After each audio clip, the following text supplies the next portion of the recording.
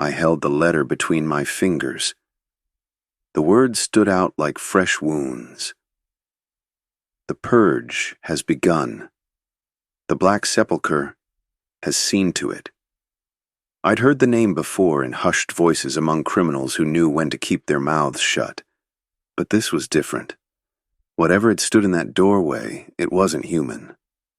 Celine sighed, sliding her daggers into their sheaths. I know a guy. Smuggler, grave robber. He deals in lost things and whispers no one else wants to hear. I glanced at her. Reliable? She smirked.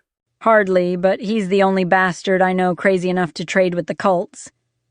I said nothing, but my grip on the letter tightened. If the Black Sepulchre was involved, we weren't just dealing with a corrupt noble or a council conspiracy. This was something deeper. Something ancient. We found Celine's contact in the catacombs beneath Venaré.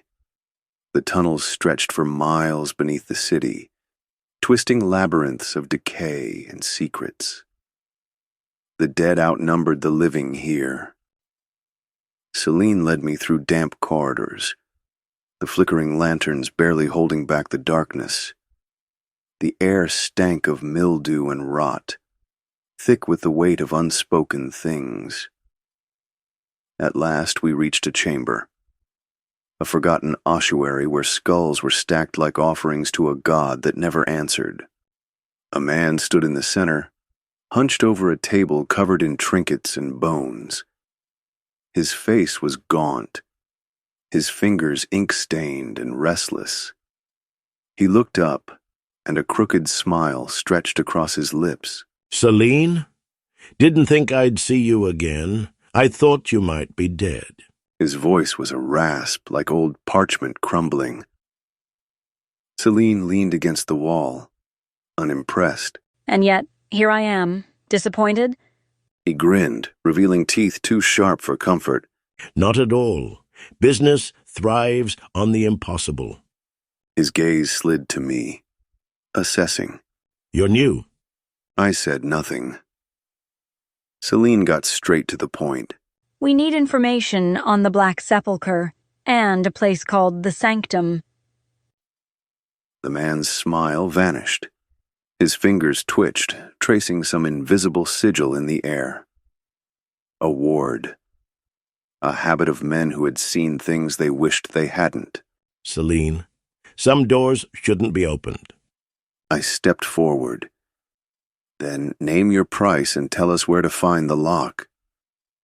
He hesitated. Then, with a slow exhale, he reached beneath the table and pulled out a small, iron-bound book. The cover was cracked leather, scorched at the edges. This is old, older than this city, older than the council. It speaks of the first stones laid in this city and the gods that whispered beneath them. He flipped it open, his fingers careful, reverent. The Black Sepulchre isn't just a name. It's a covenant, a pact made centuries ago. Blood magic, deep and binding. The original lords of this old city swore fealty to it in exchange for power, for dominance, but the price was unforgiving. And the Sanctum? He turned to another page, tracing faded script. The Sanctum is where it began. The heart of the old city buried beneath its foundations. Before it was stone and steel, it was something else. A shrine, a prison.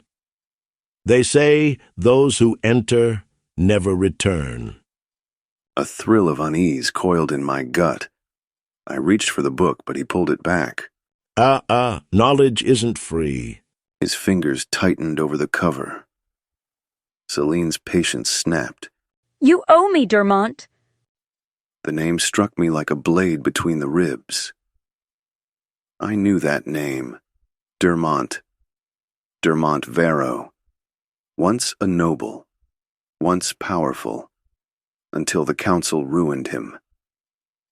His smile sharpened. That was a long time ago, love. And knowing you, you were the one who caused it. Guilty. Now, the book. A favor, then. His gaze flicked to me. I want him to do it. I folded my arms. What? Dermont's grin turned feral. A name. Someone I want dead. You do this, and the book is yours. Celine looked at me, waiting. I met Dermont's eyes. Who? He slid a slip of parchment across the table. I took it and felt the world tilt beneath me. The name was written in sharp, deliberate script. Lord Althric Verrin. Celine cursed. You've got to be joking. You wanted information. I want closure. I clenched my jaw. He's already dead. Dermont's smile was full of shadows. No, he isn't. The whisper from the Verrin estate clawed at my mind. Not dead. Taken. I looked at Celine. We need to go back. She rolled her eyes. Of course we do. Good luck, assassin. If you survive, come back for the book. Dermont chuckled.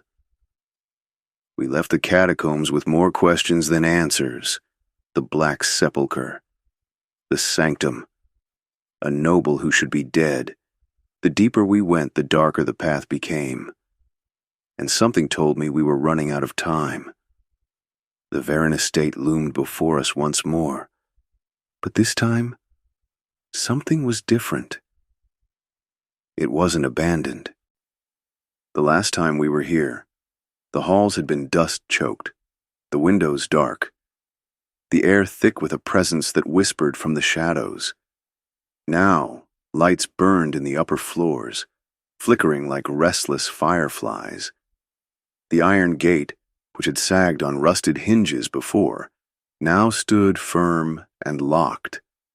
A pair of guards in black half-plate armor stood at the entrance, their helms featureless save for a single carved sigil, a vertical slit, almost like an unblinking eye. Celine crouched beside me on the ridge overlooking the estate. This was supposed to be a corpse's house. I narrowed my eyes. Looks more like a fortress. The wind carried the faint scent of burning incense, bitter and cloying. A ritual of some kind. Celine exhaled slowly. If Verrin's still alive, if he was taken instead of killed, this is bigger than a noble covering his own tracks. This is something else. I glanced at her. Regretting coming back? A slow smirk curled her lips. Not even a little. I studied the guards again. Disciplined stance, armed with curved sabers. Their armor was dark, almost absorbing the moonlight. Not ordinary mercenaries. Not city watch. Celine followed my gaze. They look trained. They are. I kept my voice low. And they belong to someone powerful. The Black Sepulchre? Or something worse. One way to find out. We moved like shadows, slipping through the outer gardens unnoticed. The rain had softened the ground, muting our steps as we neared the estate's eastern wing. Celine pressed against the cold stone, pulling out a slender, hooked dagger. Windows are warded. I peered at the intricate etchings near the frame, old runes carved by careful hands. The same markings Dermont had traced in the catacombs. Celine frowned. This isn't just protection against thieves, this is meant to keep something in. A fresh chill slithered down my spine. Basement entrance, I muttered. If they're keeping Verrin alive, they won't risk letting him near windows. She nodded, and we crept toward the servants' entry, a door half hidden by ivy and thyme. I tested the handle. Locked, but not impossible. I pulled a thin set of tools from my bracer and worked the mechanism, a quiet click. Celine gave me a pointed look. Too easy. I agreed. They weren't expecting intruders. The moment we stepped inside, the scent hit me. Blood. Stale and wrong. The interior was a stark contrast to what I remembered. Once, this had been a noble's estate.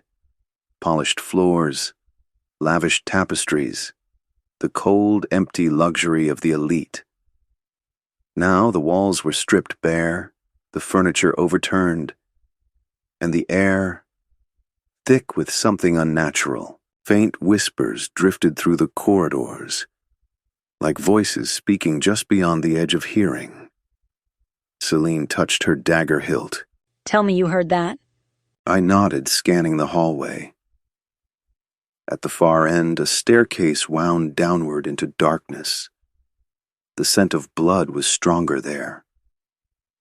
The basement, I said. We moved carefully, avoiding the loose floorboards, our breath shallow. The deeper we went, the more the air pressed against us, like a presence, unseen but watching. The staircase ended at a heavy wooden door, iron-bound and scarred with deep grooves, claw marks. Celine muttered a curse. I pressed my ear against the door. A slow, wet sound came from the other side. A dragging noise. Not human. Celine nodded to me. I twisted the handle. The door creaked open, revealing a chamber built of ancient stone. Torchlight flickered against damp walls. Chains hung from iron rings, and in the center of the room, Lord Althric Verrin, or what was left of him. His body was pinned against the far wall, arms stretched, head slumped. His once fine robes were tattered, drenched in blackened blood. Deep carvings had been etched into his skin, symbols that pulsed with a sickly red glow. Celine inhaled sharply. What in the nine hells? Verrin twitched. Then his head snapped up. His eyes, black as a starless void, locked onto us. His mouth opened, but the thing that spoke wasn't his voice. You should not have come. I reached for my blade, but Verrin's body convulsed violently. A sound like tearing flesh filled the room as his skin ripped apart from the inside. Celine moved first, lunging back. Move! The thing that had been Verrin burst free. A mass of shadow and bone, its limbs twisting in unnatural angles, its face still half wearing Verrin's shredded skin. I slashed at it. The blade cut deep, too deep. There was no blood, only a seething blackness that spilled like living ink. Celine hurled a dagger. It sank into the creature's chest, but it didn't even flinch. The shadows lunged. I barely dodged, rolling to the side as the creature's clawed appendage raked the stone where I'd just stood. That's not a man anymore. I adjusted my grip. No, it isn't. The Black Sepulchre hadn't just taken Verrin. They'd turned him into something else. Something that shouldn't exist. And now it was trying to kill us. Verrin, or what was left of him, lurched forward, its skeletal limbs stretching far beyond anything natural. The black ichor that had once been his blood seethed along his torn flesh, pulsing with eerie red veins, as if something deeper, older, had been awakened. Celine shifted beside me, a dagger gripped tight in her fingers. We are not getting paid enough for this. I didn't disagree. The creature twitched again, its hollow gaze locked onto me as if it knew who I was. Raezur. It spoke my name. Not Verrin's voice, something else. A chorus of echoes, 1,000 whispers from a place no man should hear. The torches flickered violently, their light dimming. It was trying to unmake reality around us. Celine was the first to strike. She hurled a second dagger, this time aiming for what little remained of Verrin's face. The blade met its mark and passed straight through. The skin rippled like disturbed water, not solid, not real. I moved, fast. The moment my feet left the ground, I was already drawing my twin blades, spinning low and aiming for the joints, the places where bone should resist steel. My left-hand blade bit into shadow. My right-hand blade sank into something else. Something wrong, the creature screamed, not in pain, in hunger. The torches died as a wave of darkness exploded from Verrin's remains. I barely had time to move before it swallowed the room whole. Everything went black. No, not just black. Gone. The air, the sound, even the scent of blood, all erased. I couldn't feel my feet against the floor. I couldn't feel Celine beside me.